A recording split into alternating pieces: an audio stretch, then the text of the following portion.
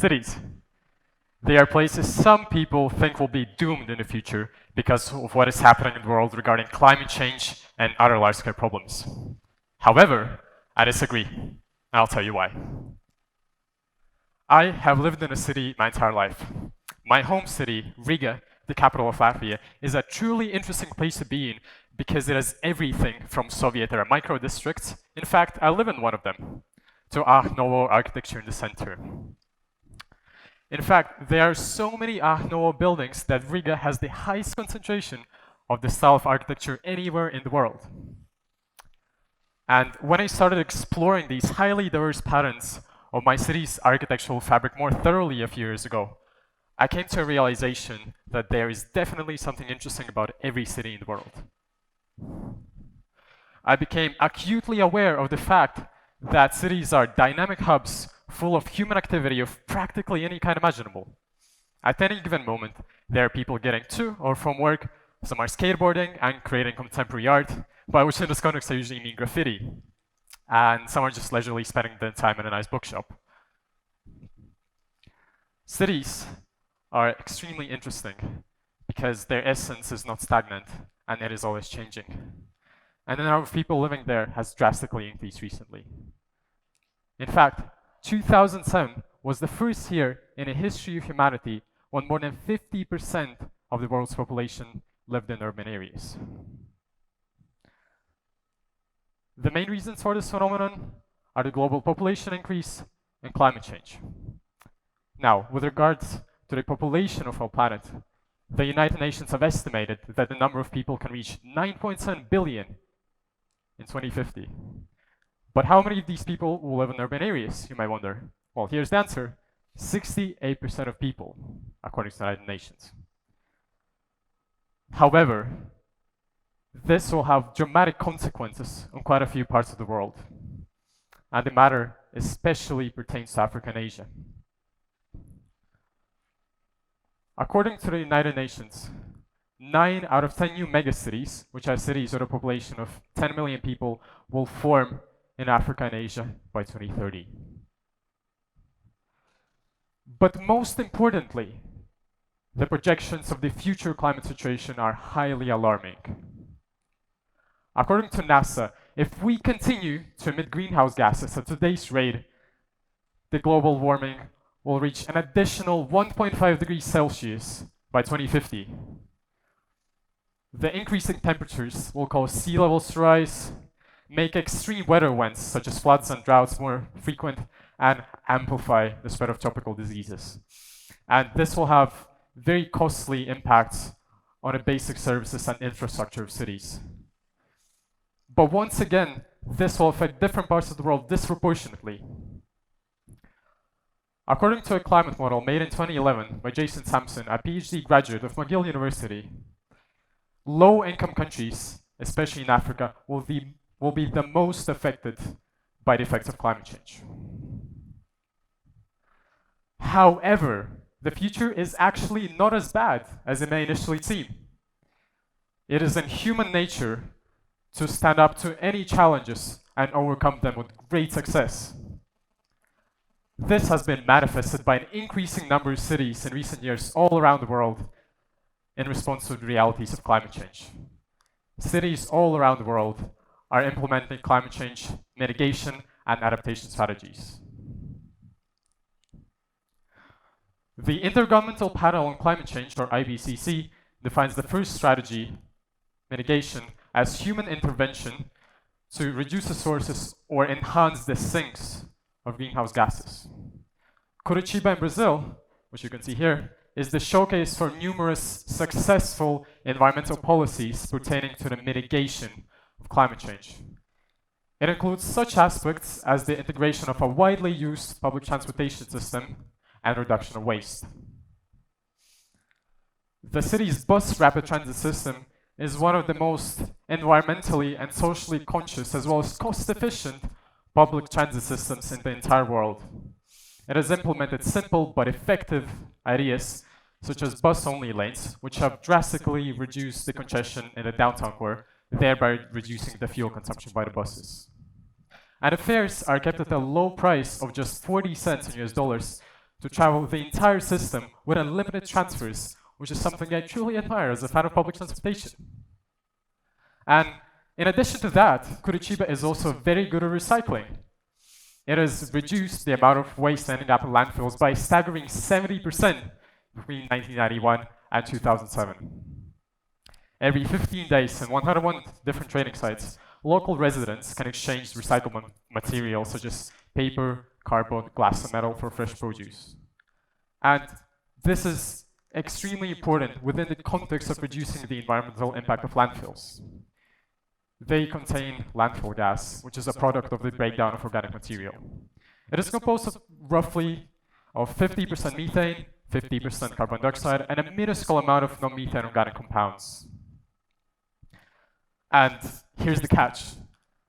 Landfills emit more methane than you probably think. In the United States, solid waste landfills were the third largest source of methane emissions generated by human activity, accounting for approximately 15% of them in 2019. Another city at the forefront of climate change mitigation is arguably one of the most well-known places in the entire world, London, the capital of the United Kingdom. 70 years ago, a haze of smoke and fog, otherwise known as the Great Smog of 1952, encapsulated the city and killed as many as 12,000 people. However, over the last 2 decades, London's mayors have steadily worked to turn the city's pollution trajectory around. Recently, Mayor Sadiq Khan has pushed to implement some very ambitious policies to reduce air pollution in the city. The latest measure is the Ultra Low Emission Zone, or ULEZ. And vehicles not meeting the emission standards have to pay between 12.5 to 100 Great British pounds to drive into an area of 360 square kilometers, covering the central areas and main circular roads. And in addition to complementing the previous policies, ULEZ is actually part of the broader, more comprehensive package of green mobility measures. They include such aspects as improving the bus fleet, electrifying taxis, and building cycling infrastructure. And as a result, 3.2 million residents of inner London are now benefiting from cleaner air and better infrastructure that doesn't involve cars. Now, with regard to the second climate strategy, adaptation, the definition given by the IPCC is the process of adjustment to actual or expected climate and its effects. A great example of a city adapting to climate change is Italy in Florence. Through the European Investment Advisory Hub, it developed a comprehensive plan to reduce the impact of floods around the Ema River so that they wouldn't affect the city center. And what is highly interesting, instead of building those traditional concrete tanks, they actually implemented a nature-based approach. They built hills and valleys in a park that absorb the floods. And when there's no flooding, they double as a place for recreation. But it is of utmost importance to note that climate change adaptation strategies are often more relevant in the poorest areas. One of them has been developed for Kibera, the largest informal settlement in Nairobi, Kenya. It is home to more than 300,000 people, and it is plagued by numerous problems such as poor drainage and sanitation, precarious housing, and limited public space. And houses in Kibera are extremely susceptible to flooding. In 2015, or 50% of Kibera's households flooded. And climate change is making the matters only worse, with rainfall rates projected to increase by up to 1/3. But as a response to this negative phenomenon, the Conquay Design Initiative was established in 2006. It launched the Kibera Public Space Project. It uses a bottom-up approach to reconstruct public spaces and makes them multifunctional. It layers critical physical, social, and economic infrastructure, such as flood protection, drainage, bridges, and small businesses, to prevent the residents from being exposed to floods and create better living conditions.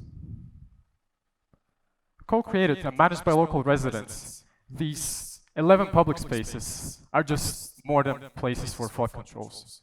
They're also places to play, learn, and earn a living.